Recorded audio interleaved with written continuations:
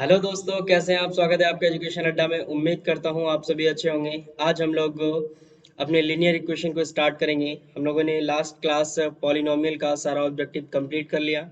आज हम लोग लीनियर इक्वेशन को स्टार्ट करते हैं। तो चलिए बिना टाइम वेस्ट किए अपनी क्लास को स्टार्ट करते हैं। जो हमारे चैनल पर पहली बार आए हैं तो वीडियो को लाइक करें, शेयर करें और सब्सक्राइब करना ना भूलें। चलिए स्टार्ट करते हैं अपने सेशन को। तो पहला क्वेश्चन देखिए क्या कह रहा है। पहला क्वेश्चन आपका क्वेश्चन है समीकरण के युग्म 2x प्लस 3y। ये आपका कुछ इक्वेशन दिया गया है। कैसा है इक्वेशन वो देख लें। इक्वेशन है 2x plus 3y is equal to 5। ये एक इक्वेशन है। और दूसरा इक्वेशन है आपका 6y इज इक्वल टू 9। दो इक्वेशन है और इस इक्वेशन को बताना है कि इनमें से कौन सा हाँ असंगत है, इनमें से अद्वितीय हल है, इनका अनेक हल है, इनमें से कोई नहीं है। तो चलिए इसको सबसे पहले हम लोग चेक करेंगे। इसको चेक करने से पहले आप लोगों ने एक रूल पढ़ा होगा, क्या a1/a2 नहीं बराबर है b1/b2। पहले ये चेक कर लेते हैं। इसको चेक करने के लिए हमें जब हम ये देखते हैं कि a1/a2 नहीं बराबर है b1/b2 के, तब हमें इसमें से आपको कोई एक मान देखना होगा कि कौन सा मान आ रहा है। तो सबसे पहले a1 क्या हो जाएगा, ये x। और ये समीकरण 2 में, ये समीकरण 1 में जो वैल्यू होगा, समीकरण में 1 में जो वैल्यू है आपका ये a1 है और ये a2 है। तो ये क्या हो जाएगा 2/4 और 3/6। तो ये कैंसिल आउट हो जाएगा, ये भी बच जाएगा 1/2 और ये भी 1/2 बच जाएगा। तो सबसे पहले तो ये 1/2 बराबर है 1/2 के। तो इस रूल को फॉलो नहीं करता है। जब इस रूल को फॉलो नहीं करेगा तो ये कैसा हो जाएगा, असंगत हो जाएगा। तो पहले का आपका क्या हो जाएगा, राइट आंसर असंगत हो जाएगा। ठीक है, चलिए उसके बाद बढ़ते हैं अगले क्वेश्चन की तरफ। नेक्स्ट क्वेश्चन आपसे क्या कह रहा है, कह रहा है कि समीकरण के युग्म दिए गए हैं और हल बताना है इसमें। अब देखिए एक ही क्वेश्चन को दो तरीके से पूछा है और इसी तरीके से आपको बोर्ड में भी पूछता है कि क्वेश्चन लगभग सेम है। ठीक है, सारा क्वेश्चन लगभग सेम है। क्वेश्चन आपसे क्या कहा गया कि x plus 2y plus five ये एक समीकरण है और दूसरा समीकरण है आपका 3x माइनस 6y प्लस 15। ये दूसरा समीकरण है। दोनों समीकरण में से आपको इसका हल बताना है। ठीक है, एक होता है हल, एक होता है आपका ग्राफ्यमान। ठीक है, तो ग्राफ्यमान जब आएगा तो उसको सीखेंगे। अभी यहाँ आपसे पूछा है कि हल कितना है। हल में आपका देखना होगा पूर्णतः दो हल है, अनंत हल है, इनमें से कोई नहीं, या अद्वितीय हल है। तो सबसे पहले अद्वितीय हल को चेक करने के लिए हमें क्या करना पड़ता है कि अगर कोई समीकरण का अद्वितीय हल है, अगर दो हल निकल रहा है, तो उसके लिए हमें चाहिए कि a1/a2 बराबर नहीं होना चाहिए b1/b2 के। अगर ये a1/a2 नहीं बराबर होगा b1/b2 के, तब अद्वितीय हल होगा। दो हल होने के लिए क्या होना चाहिए, दो हल। तो दो हल तो होगा नहीं, केवल एक हल, अद्वितीय हल। तो चलिए सबसे पहले इस फॉर्म को हम लोग चेक करते हैं कि क्या ये समीकरण इस फॉर्म में है। चलिए, तो यहाँ क्या है, a1 की जगह पे 1 है और a2 की जगह पे 3 है, इज इक्वल टू 2/3, सॉरी 2/6 हो जाएगा। ठीक है, 2/6। लेकिन ये 6 कैसा है, माइनस में है। 6 कैसा है, माइनस में है। तो ये कैंसिल आउट, ये माइनस में है, ये कैंसिल आउट होके 1/3 तो बचेगा। बट यहाँ पर 1/3 और यहाँ पे -1/3 आना चाहिए, जो कि नहीं बराबर है। अगर ये a1/a2 नहीं बराबर है b1/b2 के, तब आपका जो आंसर हो जाएगा ये क्या हो जाएगा, अपरिमित रूप से अनेक हल नहीं होगा, क्योंकि इसमें ऑप्शन भी नहीं है। अद्वितीय हल हो जाएगा। अब अद्वितीय हल, कहीं पे अद्वितीय हल लिखा रहता है, कहीं पे आपको लिखा रहेगा केवल एक हल, केवल केवल एक हल, only one solution, only only one solution. ठीक है, तो या कहीं पे लिखा रहेगा अद्वितीय हल। तो अगर केवल एक हल भी रहता तो यही ऑप्शन कहते, और अद्वितीय हल है तो भी यही ऑप्शन कहेंगे। ठीक है, क्लियर है? आई होप यहाँ तक बात मेरी समझ पा रहे हैं आप लोग। चलिए देखते हैं नेक्स्ट क्वेश्चन। नेक्स्ट क्वेश्चन आपसे क्या कह रहा है। चलिए इसके बाद क्वेश्चन नंबर 3, क्वेश्चन नंबर 3 की तरफ बढ़ेंगे हम लोग।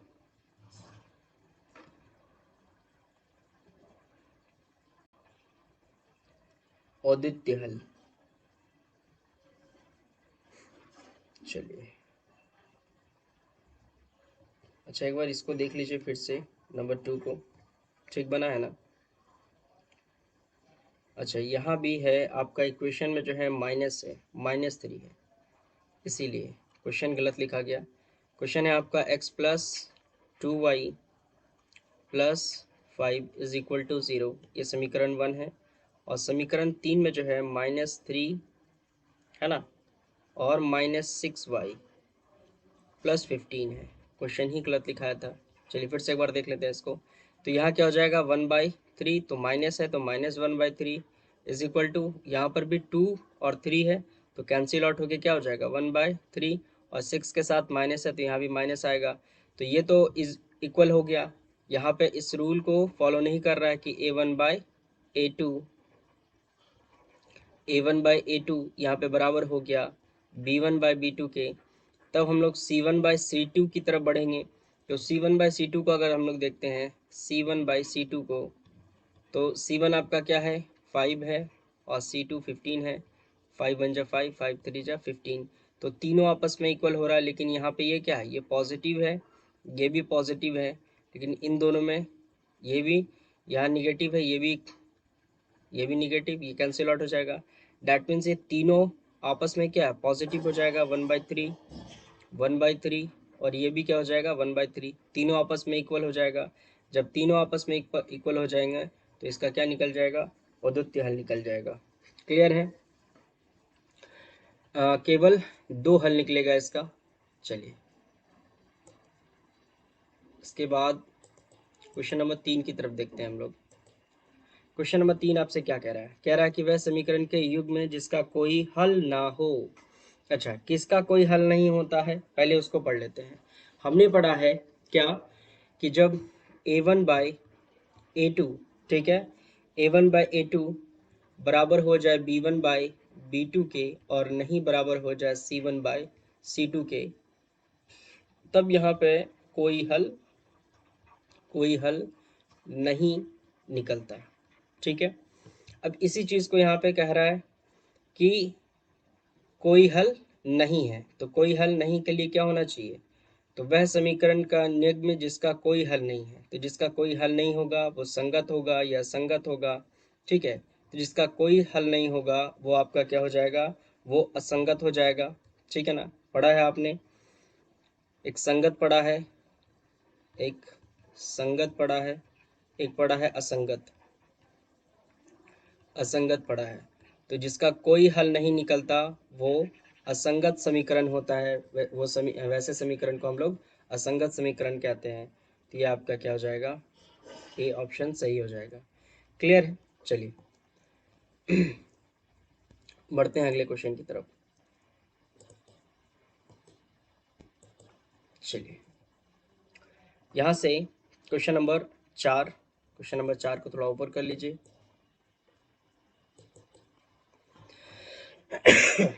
चलिए कह रहा है कि वह समीकरण के युग में जिसका केवल एक हल है। अब एक ही सवाल को अलग अलग तरीके से पूछा। यहाँ पे सवाल थोड़ा सा चेंज किया, कहा गया कि केवल एक हल होना चाहिए। तो केवल एक हल के लिए हमने क्या पढ़ा है कि a1/a2 नहीं बराबर है b1/b2। वो समीकरण का केवल एक हल तभी निकलेगा जब a1/a2 नहीं बराबर होगा b1/b2 के, या इसे हम लोग अद्वितीय हल भी कहते हैं। तो जब ऐसे केस आएंगे तब ये कैसा हो जाएगा, संगत हो जाएगा। संगत को देखिए कभी कभी अविरोधी भी कहते हैं। ठीक है ना, तो आपके बोर्ड एग्जाम में अविरोधी रहे या संगत रहे, तो आप संगत को ही मारेंगे, या संगत नहीं रह के ऑप्शन में अविरोधी रहा तो अविरोधी ही मारेंगे। विरोधी मतलब अपोजिट, अविरोधी जो आपका विरोध ना करता हो। यानी यहाँ पे जो आपका आंसर हो जाएगा option number B is a right answer. चलिए क्वेश्चन नंबर 5 की तरफ बढ़ते हैं। क्वेश्चन नंबर 5 आपसे क्या कह रहा है कि ये समीकरण के युग में जिसका कोई हल ना हो। अब यहाँ पर कोई हल ना तो है, यहाँ भी क्या है कोई हल, इससे पहले वाले में भी क्वेश्चन में आपका कोई हल नहीं था। देखिए यहाँ पर भी आपका कोई हल नहीं था, इस जगह पे कोई हल नहीं है, और यहाँ पर भी है आपका कोई हल ना हो। लेकिन इन दोनों के क्वेश्चन के ऑप्शंस में थोड़ा चेंजेस है। ऑप्शन में क्या हो जाएगा, समीकरण का कोई हल नहीं कहलाता है। अब क्या कहलाता है, प्रतिच्छेदी, संपाती, संगत। ठीक है, प्रतिच्छेदी। अब ये बात को समझिएगा, ये प्रतिच्छेदी जो है ये ग्राफ के लिए पूछा जाता है। प्रतिच्छेदी, संपाती, ये ग्राफ के लिए पूछा जाता है। ठीक है ना। तो अभी हमने पढ़ा कि कोई हल नहीं के लिए क्या होना चाहिए, हम लोग किस तरीके से लिखेंगे इसको, पहले इसको रब कर दीजिए। इसके लिए हम लोग लिखेंगे कि a1 बाय a2 बराबर होगा b1 बाय b2 के, बट नहीं बराबर होगा c1 बाय c2 के, नहीं बराबर होगा। ऐसे केस को हम लोगों ने पढ़ा। तो इस केस में जब आपका हल अगर निकालने की बात आ जाए तो हल क्या निकलेगा, कोई हल नहीं, कोई हल नहीं। और जब ग्राफ की बात पूछे, और यहाँ आपसे क्या पूछा कि समीकरण का कोई अगर हल नहीं है, ये क्वेश्चन को पूछने का तरीका देखिए कितना चेंज करके पूछा आपसे कि अगर कोई हल नहीं है, वो हल भी पूछा है, और इसी हल में ग्राफ के बारे में भी आपसे पूछ दिया है कि इसका ग्राफ क्या होना चाहिए, कोई हल नहीं है। क्वेश्चन नंबर 5, ये क्या हो जाएगा, संगत हो जाएगा। प्रतिच्छेदी तो होगा नहीं, प्रतिच्छेदी होने के लिए a1 बाय a2 नहीं बराबर होना चाहिए b1 बाय b2 के। संपाती के लिए तीनों बराबर होना चाहिए। ये जो ऑप्शन है, ऑप्शन के अकॉर्डिंग आप चलेंगे। ये जो संपाती है, संपाती के लिए तीनों बराबर होना चाहिए। a1 बाय a2 बराबर होना चाहिए b1 बाय b2 के, बराबर होना चाहिए c1 बाय c2 के, बराबर होना चाहिए। क्लियर है। चलिए 1 मिनट जरा सा, चलिए यहाँ पे क्या कर लेंगे हम लोग, और ये c1 बाय c2, तो ये ऑप्शन भी गलत हो गया। ये तो प्रतिच्छेदी के लिए, ये इस ऑप्शन के लिए, इसके लिए है। ठीक है, जिसका केवल एक हल है।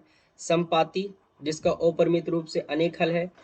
और यहाँ पे ऑप्शन नंबर सी आपका क्या है, संगत है, जो कि संगत होना चाहिए। ठीक है, ये आपका राइट आंसर हो जाएगा। ठीक है, ऑप्शन के अकॉर्डिंग। चलिए अब बढ़ते हैं हम लोग अगले क्वेश्चन की तरफ। अगला क्वेश्चन आपसे क्या कह रहा है वो देख लें। इसको यहाँ से हटा दीजिए, ये हट गया यहाँ से। चलिए अब हम लोग बढ़ते हैं अगले क्वेश्चन की तरफ। इसको ज़रा ऊपर कर लीजिए ताकि आपको साफ साफ दिख जाए। चलिए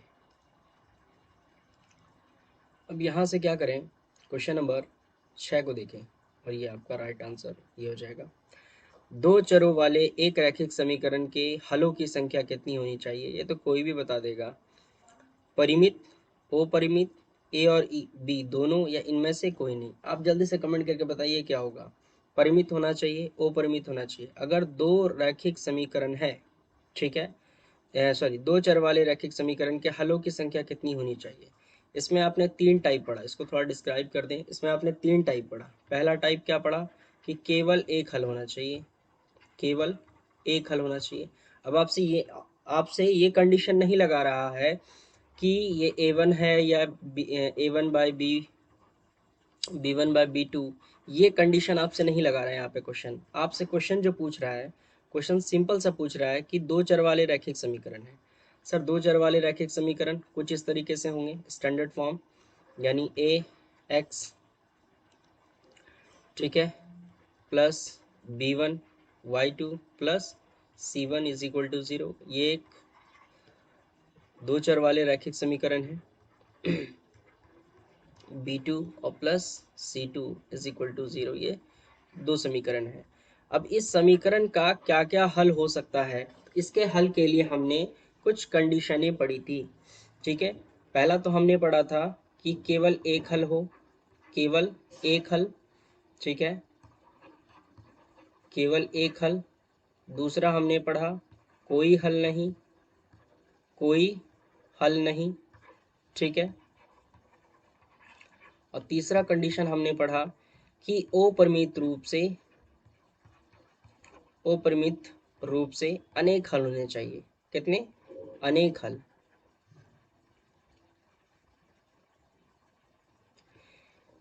अपरिमित रूप से अनेक हल होने चाहिए। ये तीन कंडीशन हमने पढ़ा है।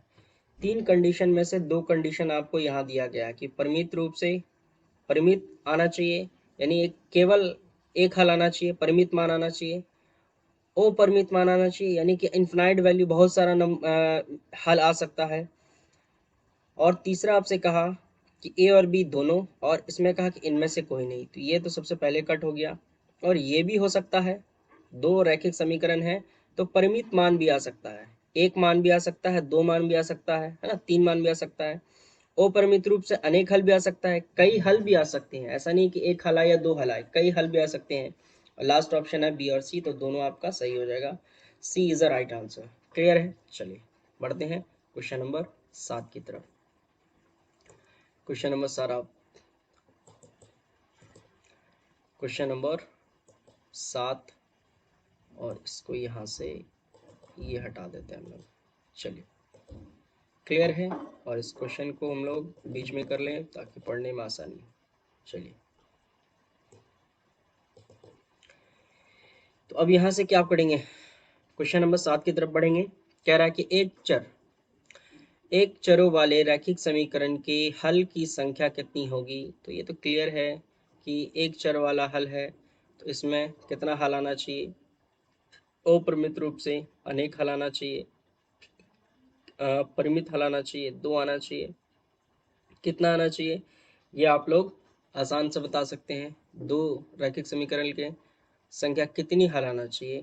तो मिनिमम एक रैखिक समीकरण एक चर वाले, सॉरी यहाँ क्वेश्चन को पढ़िएगा, यहाँ लिखा दो चर वाले नहीं, एक चर वाले, है ना, एक रैखिक समीकरण।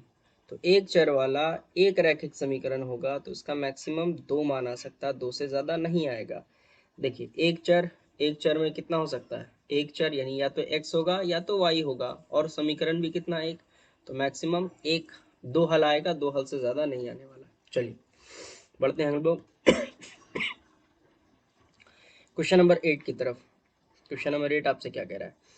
यदि किसी समीकरण का युग्म का अद्वितीय हल है, कितना हल है? अद्वितीय हल। अद्वितीय हल के लिए क्या है कि a1/a2 नहीं बराबर होना चाहिए b1/b2 के लिए, ठीक है। अद्वितीय हल है तो समीकरण के संबंध में रेखाएं कैसी होंगी? बड़ा अच्छा सवाल है यहाँ पर, कि यहाँ पे कंडीशन पूछा, हल के बारे में कंडीशन दे दिया गया, हल के बारे में कंडीशन दे दिया गया, हल से रिलेटेड आपको रेखाएं यानी ग्राफ से संबंधित आपसे सवाल पूछा। कैसे? ग्राफ से संबंधित आपसे सवाल पूछा। क्लियर है? तो इसका ग्राफ कैसा होगा कि जब a1/a2 नहीं बराबर होगा b1/b2 के, तब इसका ग्राफ प्रतिच्छेदी होगा।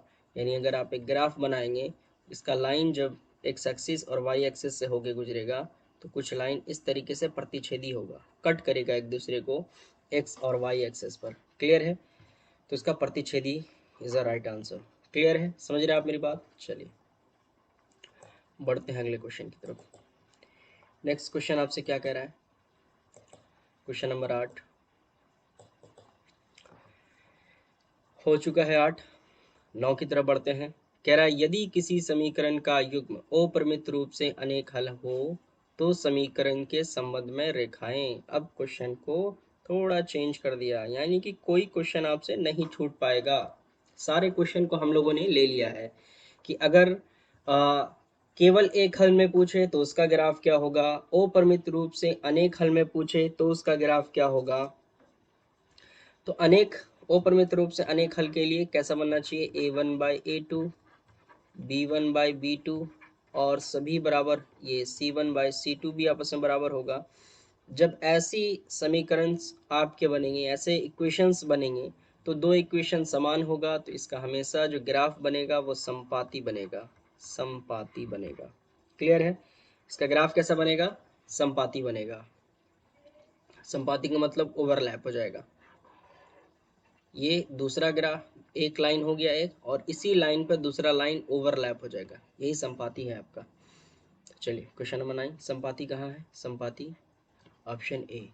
चलिए क्वेश्चन नंबर 10। क्वेश्चन नंबर 10 आपसे क्या कह रहा है? क्वेश्चन नंबर 10 आपसे कह रहा है कि के के लिए किस मान के लिए समीकरण युग्म, दो समीकरण दिया गया है। अब इसमें कंडीशन लगा दिया गया है। क्या कंडीशन है? अद्वितीय हल है। ठीक है, ये सब बातें हमेशा याद रखने की। अद्वितीय हल में कैसा कंडीशन होगा, अपरिमित रूप से अनेक हल में कैसा कंडीशन होगा, ये कंडीशनें याद रखनी है। अगर कंडीशन याद नहीं है आपको, तब आपको लीनियर इक्वेशन बनाने की कोई ज़रूरत नहीं है। आप ऐसे कम नंबर लाने वाले हैं बिना कंडीशन याद रखे हुए। तो कंडीशन हमारा क्या बनना चाहिए? क्या है? अपरिमित रूप से, सॉरी, अद्वितीय हल है। तो जैसे ही अद्वितीय हल कहे तो आप समझ जाएं कि a1/a2 नहीं बराबर है b1/b2 के। क्लियर है? तो यहाँ से आपको k का मान निकालना है। तो आप क्या रख दें? आप यहाँ पे मान को रख दें। a1 आपका क्या है? 1, और a2 क्या हो जाएगा? ये समीकरण 2 में जो है ये a2 हो जाएगा। नहीं बराबर है, यहाँ पे क्या हो जाएगा? -2 b1, और ये हो जाएगा k। क्रॉस मल्टीप्लाई करेंगे तो क्या हो जाएगा? ये क्रॉस मल्टीप्लाई, ये इधर से इधर और ये इधर से इधर, तो ये हो जाएगा नॉट इज इक्वल टू -6। ठीक है, क्लियर है? यही आपका आंसर हो जाएगा। बात समझ गए ना? यहाँ पर ये कंडीशन को रखा, कंडीशन की जगह पे उसका वैल्यू रख दिया कि a1 की जगह पे 1, a2 की जगह पे 3, फिर b1 की जगह पे -2, और के b2 की जगह पे के था तो हमने के रख दिया। बस क्रॉस मल्टीप्लाई कर दिया। क्रॉस मल्टीप्लाई करेंगे तो 3 2 जा 6, -6, इस तरीके से आंसर आ गया। क्लियर है? बात समझ गए? चलिए क्वेश्चन नंबर 11 की तरफ बढ़ते हैं हम लोग। क्वेश्चन नंबर 11 आपसे क्या कह रहा है? इसको ज़रा ऊपर कर लें। चलिए के किस मान के लिए, अब के का ही मान है लेकिन कंडीशन चेंज हो गया। आपको कोई क्वेश्चन छूटने नहीं देंगे आज। के किस मान के लिए कंडीशन चेंज हो गया। अपरिमित रूप से अनेक हल, अपरिमित रूप से अनेक हल क्या आना चाहिए सर? अपरिमित रूप से अनेक हल के लिए आना चाहिए a1/a2 बराबर होना चाहिए b1/b2 के, और बराबर होना चाहिए c1/c2 के। ये कंडीशन होना चाहिए अपरिमित रूप से अनेक हल के लिए। अब आप यहाँ समीकरण दिया गया है, समीकरण के अकॉर्डिंग यहाँ वैल्यू पुट कर दें। तो जिसका इसका वैल्यू पुट करिएगा तो इसका आंसर बन के आ जाएगा ये 6 number is the right answer. ठीक है, इतना से काम आप लोग कर लेंगे। चलिए अगर नहीं कर पाएंगे तो चलिए देख लीजिए कैसे करते हैं। तो a1 की जगह पे क्या है? 2 है, और a2 की जगह पे 4 है, लिख देंगे। ये भी बराबर हो गया। b1 की जगह पे 3 है, 3 लिख देंगे। और b2 की जगह पे यहाँ y है, y के साथ, तो ये k हो जाएगा। ठीक है, और c1 -5, और c2 क्या है? c2 कुछ नहीं है। यहाँ पर इस इक्वेशन में c2 कुछ नहीं दिया गया है। तो चलिए अगर c2 कुछ नहीं है तो ये कुछ नहीं है तो ज़ीरो है। तो यहाँ c1 क्या है? -5, और c2 क्या है? ज़ीरो है। तो इस बात को लेना ही नहीं है। किसी एक से कंपेरिजन कर लीजिए, इन दोनों का आपस में क्या कर लें? तुलना कर लें। इन दोनों का आपस में तुलना कर लें। क्रॉस मल्टीप्लाई करिए, तो क्रॉस मल्टीप्लाई करिए क्या हो जाएगा? ये 2 यहाँ मल्टीप्लाई हो जाएगा और ये 12 हो जाएगा। क्लियर है? तो k इज इक्वल टू कितना हो जाएगा? 6 हो जाएगा। तो ये आपका C is the right answer. Clear है? आई होप यहाँ तक आप मेरी बात समझ पा रहे हैं। C is the right answer. चलिए, ये क्लास आपका रिकॉर्डिंग है, अब चाहे तो इसको बाद में पॉज करके उतार भी सकते हैं। चलिए बढ़ते हैं अपने अगले क्वेश्चन की तरफ। Question number 12।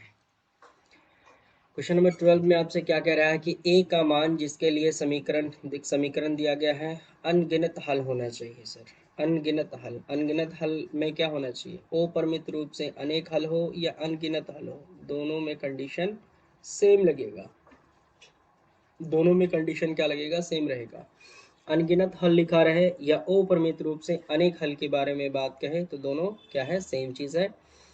तो पहले आप समीकरण को लिख दें। समीकरण है 10x 5y 10x 5y is equal to 4। ये इक्वेशन फर्स्ट है। और दूसरा इक्वेशन है आपका ये इक्वेशन यहाँ से यहाँ तक हो गया, ठीक है।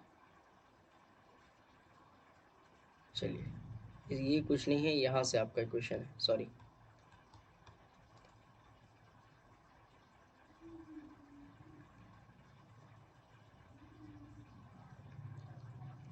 चलिए यहाँ से यहाँ है आपका ये वाला समीकरण। ये समीकरण क्या हो जाएगा, 20x 10y और माइनस ए है तो इसको लेफ़्ट टू राइट भेजेंगे तो प्लस ए हो जाएगा, ठीक है। अब यहाँ पे आपको कौन सा कंडीशन लगाना है, कंडीशन लगाना है a1/a2 बराबर है b1/b2 के और बराबर है c1/c2 के। सेम कंडीशन यहाँ पे भी लगाएंगे, आपको a का मान पता चल जाएगा। तो चलिए इसको यहाँ से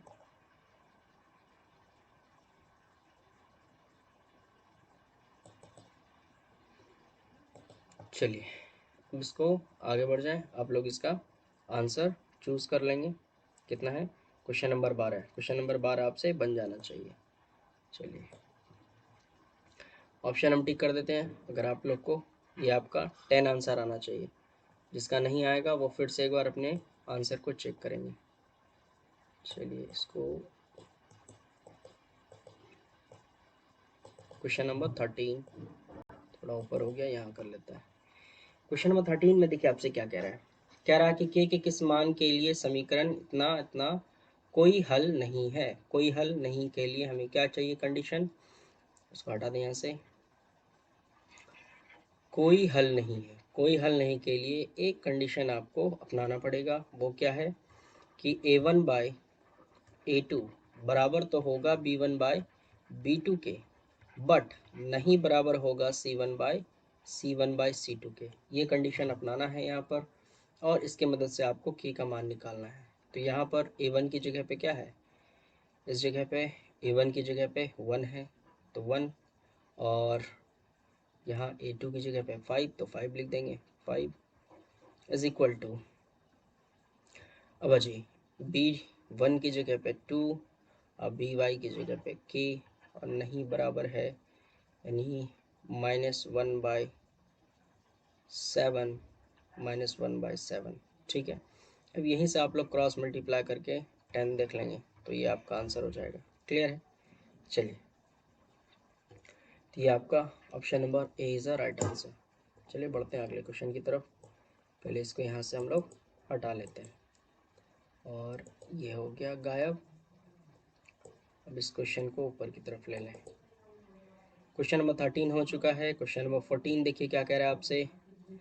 क्वेश्चन नंबर 14 में कह रहा है कि दो चर वाले यानी दो चरों में रैखिक समीकरण का युग्म एक हल दो चरों में रैखिक समीकरण युग्म एक का हल इनमें से कोई नहीं है। यानी दो चर वाले रैखिक समीकरण है, इसके युग्म का हल इनमें से कोई नहीं है। ठीक है, क्या नहीं होगा, दो रेखाएं, एक बिंदु, इनमें से कोई नहीं। अच्छा बताइए कि अगर दो चर वाले रैखिक समीकरण है तो इसमें दो रेखा का होना ऑब्वियस है, होना ही होना है। अब बात आ गई कि अगर दो रेखा होगा तो क्या एक रेखा गलत होगा। तो जब आपका कंडीशन a1/a2 बराबर हो जाता है b1/b2 के और बराबर हो जाता है c1/c2 के, तब ऐसे केस में एक ही रेखाएं दूसरे रेखा पर ओवरलैप हो जाती हैं। तो यहाँ पे एक रेखा मिलता है आपको, ठीक है। तो ये भी बात कहना गलत होगा कि एक रेखा होगा, कि जब एक रेखा दूसरे रेखा पर क्या हो जाएंगे, ओवरलैप हो जाएंगे। ओवरलैप हो जाएंगे तब आपको क्या देखने को मिलेगा, तो ये आपको यहाँ पर से सी यानी एक बिंदु देखने को नहीं मिलता है। क्लियर है, समझ रहे हैं आप मेरी बात को? चलिए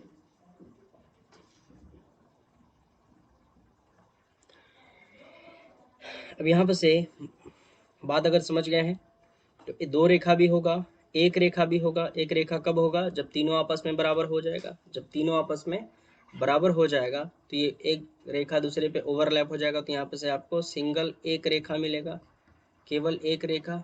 ठीक है, वन वन स्ट्रेट लाइन मिलेगा आपको।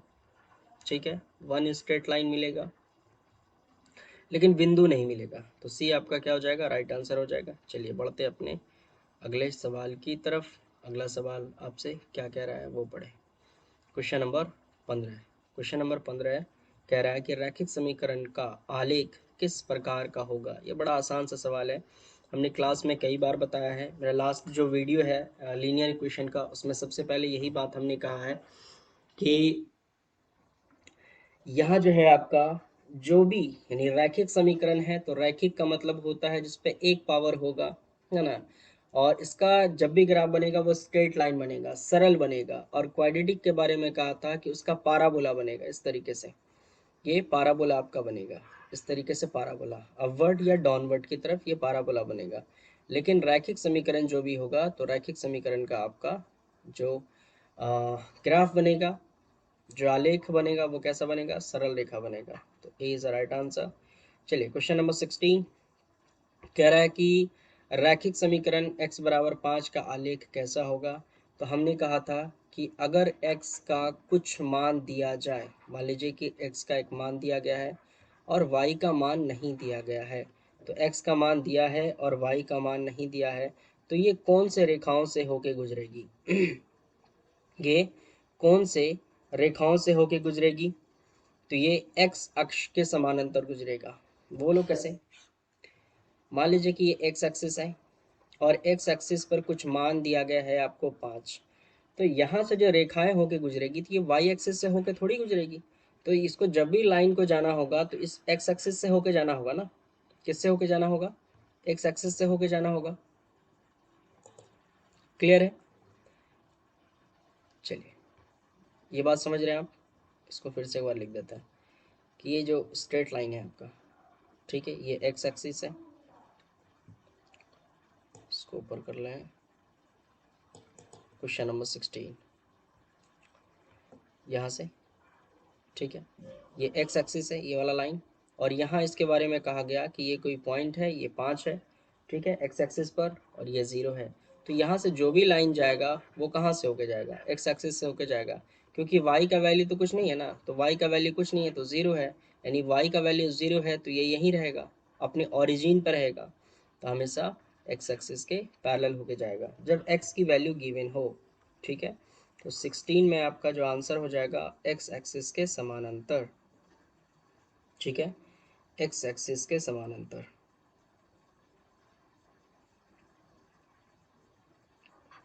चलिए x एक्सिस के नहीं होगा, जब एक मिनट रुक जाइए, इसको यहाँ से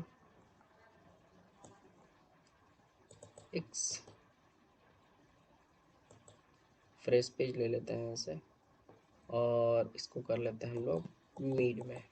चलिए अब यहाँ देखिए, क्वेश्चन नंबर 16 में थे ना, थोड़ा इसको ऊपर कर लीजिए। इसमें एक ये हो गया मिस्टेक है, क्योंकि जब भी हम लोग आलेख खींचते हैं, आलेख खींचेंगे यहाँ से, यहाँ पे आपसे कह रहा है कि रेखाएं किस अक्ष से होके गुजरेगा।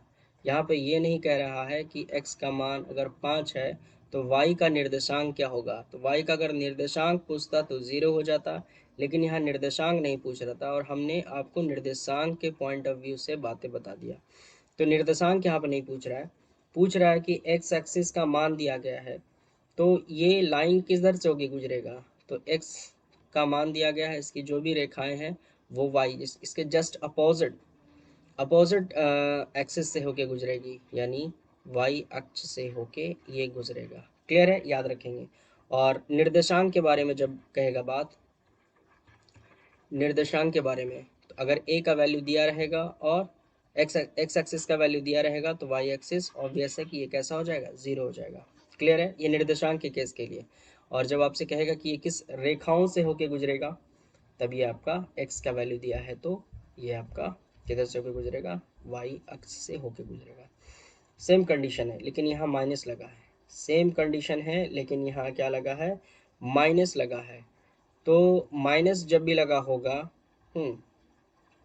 तब ये एक्स एक्सिस के समानांतर नहीं, निगेटिव फॉर्म में जाएगा, तो ये वाई अक्ष के समानांतर जाएगा।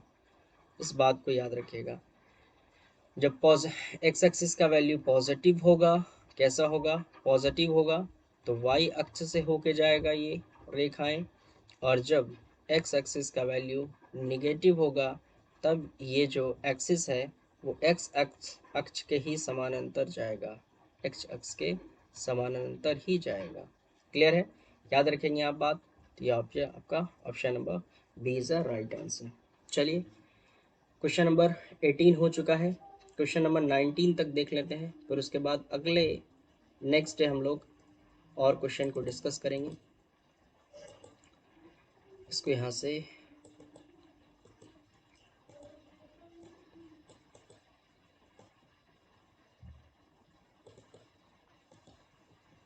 ये ओ, इसको पहले चलिए यहाँ से इसको हटा लेते हैं।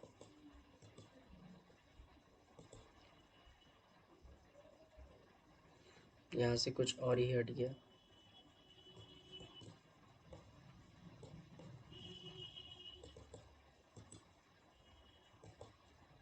चलिए, क्वेश्चन नंबर 18 और क्वेश्चन नंबर 19 नेक्स्ट वीडियो में देखते हैं। यहाँ से कुछ इश्यू आ गया है तो कोई बात नहीं।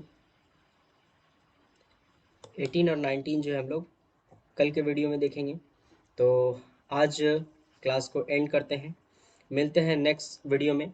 और इस वीडियो को जिसने लाइक नहीं किया है तो सबसे पहले लाइक कर दें, लाइक करना ना भूलें और दोस्तों को शेयर कर दें। Thank you.